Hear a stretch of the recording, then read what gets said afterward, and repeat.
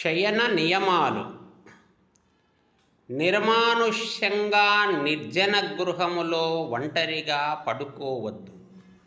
దేవాలయం మరియు శ్మశాన వాటికలో కూడా పడుకోకూడదు. ఇది మనుస్మృతి. పడుకొని ఉన్న వారిని అకస్మాత్తుగా నిద్ర లేపకూడదు. విష్ణుస్మృతి.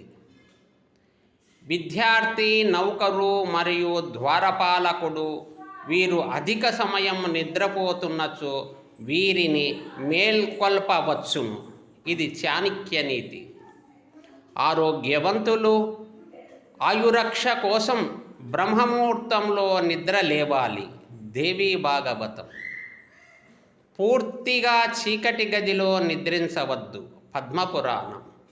తడి పాదములతో నిద్రించవద్దు. పొడి పాదాలతో నిద్రించడం వలన లక్ష్మి ప్రాప్తిస్తుంది. అత్రి స్మృతి. విరిగిన పడకపై మరియు ఎంగిలి మొహముతో పడుకోవడం నిషేధం. మహాభారతం. నగ్నంగా వివస్త్రులై పడుకోకూడదు. గౌతమ ధర్మ సూత్రం. తూర్పుముఖంగా తలపెట్టి నిద్రించిన విద్య, పశ్చిమ వైపు తలపెట్టి నిద్రించిన ప్రబల చింత, ఉత్తరము వైపు తలపెట్టి నిద్రించిన హాని, మృత్యువు.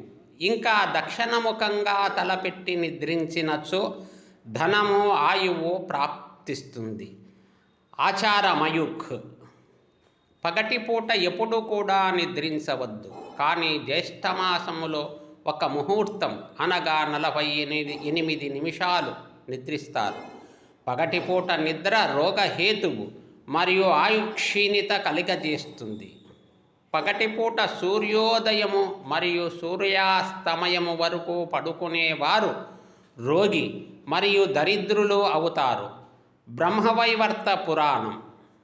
సూర్యాస్తమయానికి ఒక ప్రహారం సుమారు 3 గంటల తర్వాతనే పడుకోవాలి. ఎడమవైపు పడుకోవడం వల్ల స్వస్థత లభిస్తుంది. దక్షిణ దిశలో పాదములు పెట్టి ఎప్పుడూ నిద్రించకూడదు.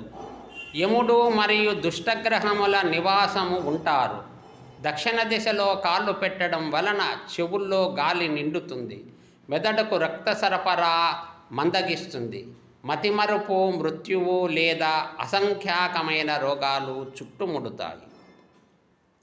గుండెపై చేయి వేసుకొని చెట్టు యొక్క భీము కింద కాలుపై కాలు వేసుకొని నిద్రించరాదు.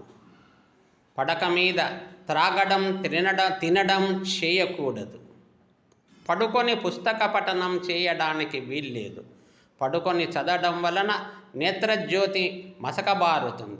ఈ నియమాలను అనుసరించేవారు యశస్వి, నిరోగి అనగా రోగాలు లేనివాడు మరియు దీర్ఘాయుష్మంతుడు అవుతాడు.